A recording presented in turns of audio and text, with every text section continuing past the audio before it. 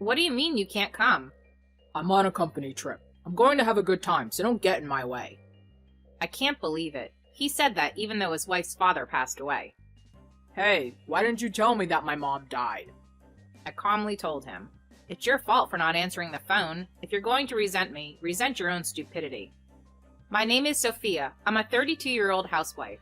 My husband Charles and I have been married for 6 years. We met because of our jobs and got married 2 years after we started dating. I worked after we got married, but quit after a year when our son Sean was born and became a stay-at-home mom. After the birth of our son, I basically devoted myself to raising him. But when he turned 2 years old, I started working part-time to save money for future tuition and other expenses. My husband is very busy with work and rarely helps me with housework, but my mother-in-law often supports me instead.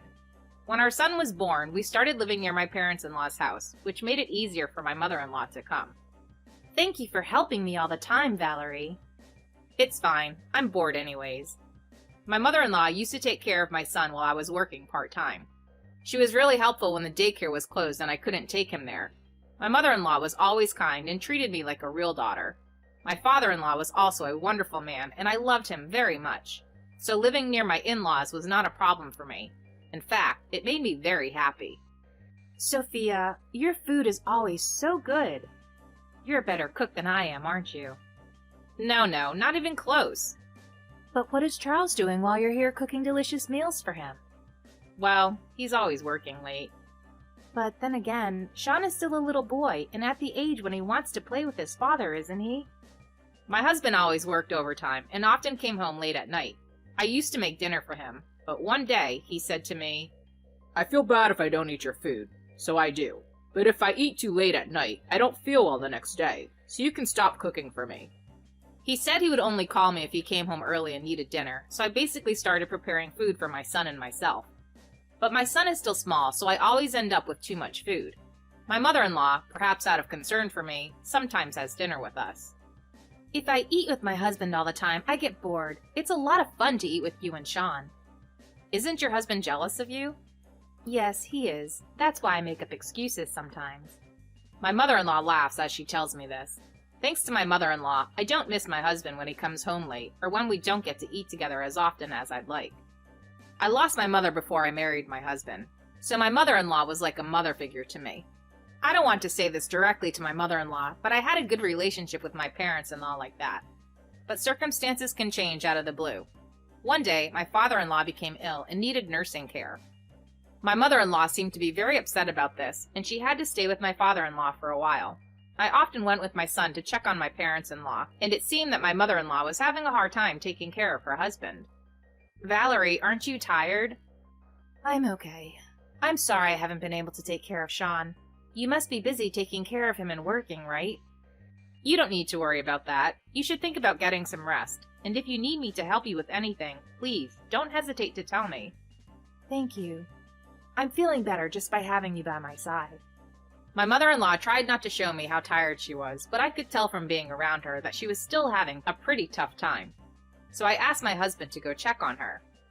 Your mother seems to act tough around me, and I think she's pushing herself too hard. So why don't you go see her sometimes by yourself? If it's just her own son, I'm sure she'll be able to relax. But when I told my husband this, he responded in a surprising way. I don't think I need to go. It's too much of a hassle, and there's nothing I can do.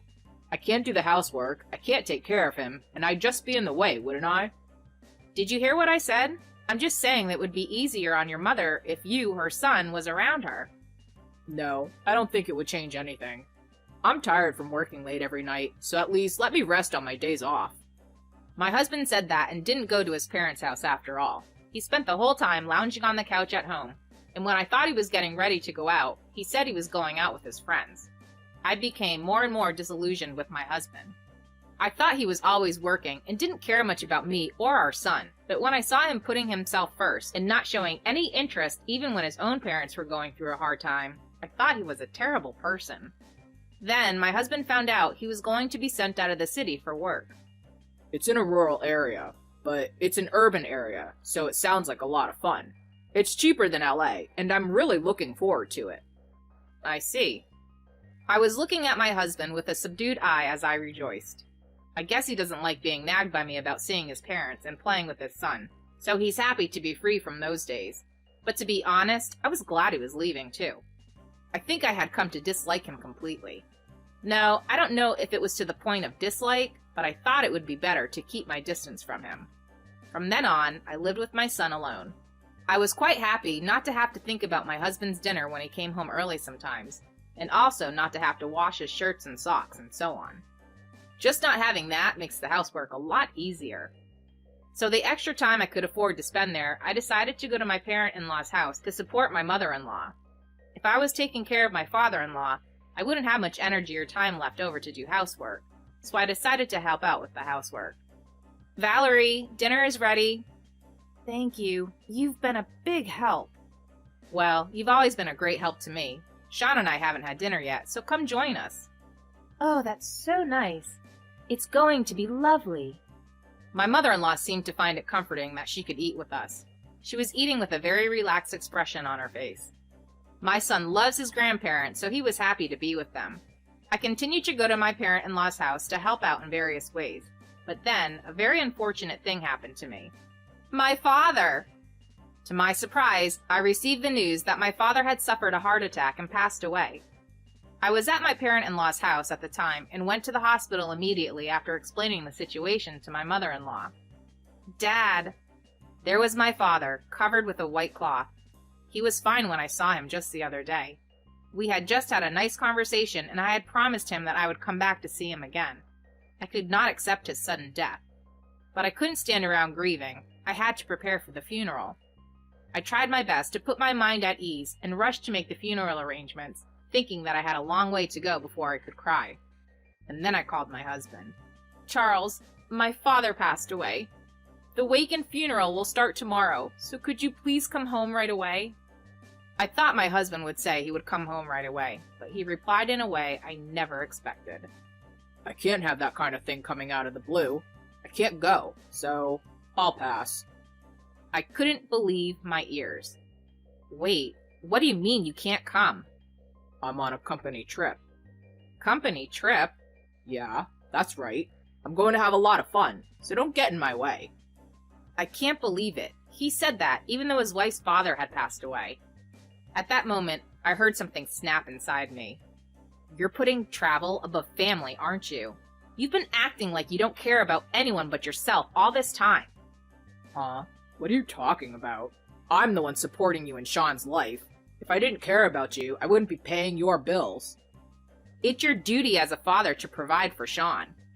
Never mind. I don't want you at the funeral. Why don't you just enjoy your company trip? What the hell? You just made me feel bad on the eve of the trip. If you don't want me to go, don't call me. With that, he hung up the phone. I was beyond angry and disgusted. Sophia, I'm sorry. My stupid son. Valerie, did you hear that? I'm sorry. I was taking care of my husband and I had to go to the bathroom, and that's when I heard it. I can't believe he said those horrible things to you. I'm so sorry. Don't worry about it. I'm really grateful for all you've done for me. You've been very busy taking care of your husband and even Sean for me while I've been busy preparing for the funeral. I really wish Charles would come home soon, but I didn't expect much from him. Seeing me looking so unhappy, my mother-in-law seemed to have a thought. My husband and I thought we had raised him well in our own way, but looking at his attitude towards you, I'm not sure if he's been properly disciplined. I know this is not something a husband's parents would normally say, but Sophia, I wish you all the best for the rest of your life. I'm sure nothing you will do will change my stupid son's mind. There may be many obstacles, but if you want a divorce, get one. My husband and I won't say anything about it. Valerie? After my mother-in-law told me this, I decided to rethink about my husband. But first, I need to focus on my father's funeral. With my mother-in-law's support, I was able to hold the funeral and see my father off properly. After the funeral, I felt a surge of sadness and cried into my mother-in-law's chest. If it had not been for my mother-in-law, I would have gone insane. I regret my marriage to my husband, but I think that meeting my mother-in-law was a treasure for me. But life is truly cruel. 2 days after my father's funeral, my mother-in-law passed away. She was involved in a car accident. My father-in-law and I were both devastated at the news of her death because she was like a real mother to me, and the shock was so strong that I was in a state of despair for a while. Then, as I began to regain my composure, I immediately called my husband. But no matter how many times I tried to call him on his phone, I couldn't get through. Why? Why isn't he answering? I was frustrated. No matter how many times I tried to call him, he wouldn't pick up. I left voicemails, I sent numerous messages, but he never returned my calls, and my messages were never even read. But I didn't have time to wait for an answer that never came. I talked to my father-in-law and immediately proceeded with the funeral arrangements. My father-in-law is in a wheelchair, so it was up to me to make the arrangements. It was so sad that I had to do my mother-in-law's funeral when I had just finished my father's funeral a few days before. I couldn't keep up with my emotions. Still, I had to make sure my mother-in-law was well taken care of. With this in mind, I held my mother-in-law's funeral. Some of my relatives asked me, "Why didn't your husband come?" So I answered honestly, and everyone was stunned. What the hell is he doing? Going on a company trip and not being in touch when his mother dies? I heard he didn't even show up for his wife's father's funeral. Word of my husband spread through the extended family, and he was beginning to be hated by everyone. But I never felt sorry for him. I tried to contact him several times, so it was his fault for not being able to reach me. Then I learned a surprising fact. When one of my relatives heard that my husband was on a company trip, she tilted her head and said, "Hey, speaking of the company Charles is with, the company I work for is a business partner of his, though they were all there when I went to work the day before yesterday." Is that really true? Yeah, but did you say Charles was working out of the city? Maybe it's a company trip to that branch office. Well, that was never mentioned, though. That story led me to have other suspicions about my husband. Anyway, we managed to finish my mother-in-law's funeral, and I was sorting through her belongings with my father-in-law.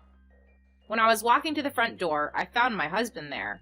When he saw me, he stared at me with a devilish look on his face. Then he turned red in the face and yelled at me. "Hey, why didn't you tell me that my mom died?" That's what my husband said to me. "It's your fault I didn't get to see my mom in her last moments. I will never forgive you." How could my husband say such a thing so selfishly? I calmly told him, "It's your fault for not answering the phone. I called you many times. I even left voicemails, and I sent messages many times. It's your fault for not checking on them sooner. If you're going to resent me, resent your own stupidity." My husband stared at me, clenching his fist as if he didn't know what to say back to me.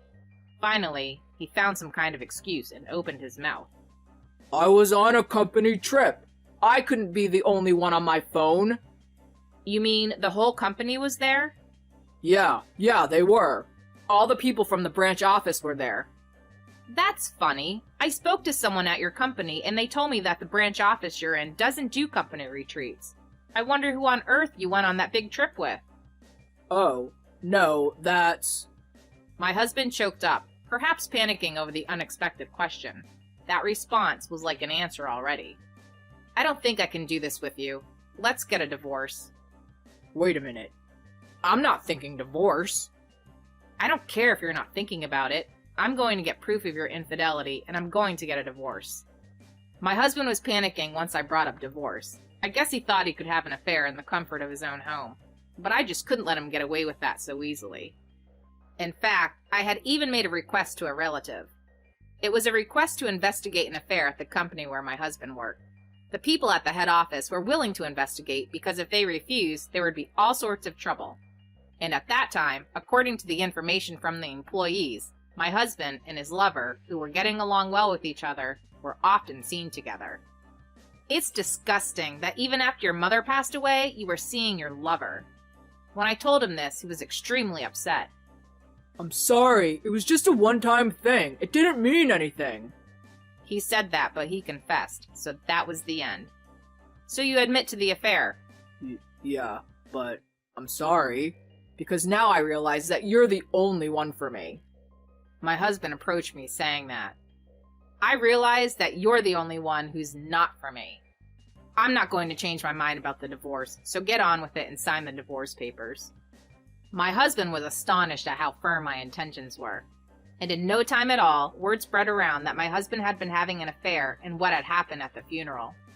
So my ex-husband spent his days feeling ashamed of himself and gave in to the divorce. My father-in-law has been in a nursing home since then and is now making many friends with his cheerful personality. I'm sure he was sad when my mother-in-law passed away, so I'm glad he was able to make friends like that. After that, my divorce from my husband was finalized, and I filed for alimony against my ex-husband and the adulterer. I asked for child support from my ex-husband, and he is still unable to quit his job because he owes me a lot of money, even though he is looked at coldly by all his relatives and people at his workplace. The affair was with a junior colleague at the same company, but they stopped seeing each other after this incident. Apparently, my ex-husband was getting played by this woman.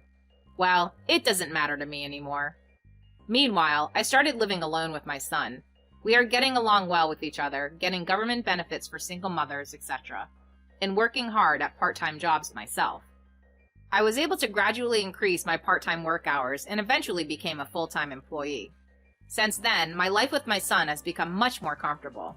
Sometimes my son and I visit the nursing home to check on my father-in-law. He seems to really enjoy our visits. My father-in-law has cut ties with my ex-husband, and he doesn't seem to know how he's doing or be interested in him after that. I don't care about that man anymore either. All I want to do now is enjoy my life with my son. I'm going to continue to live my life and work hard, thinking only of watching my son grow up.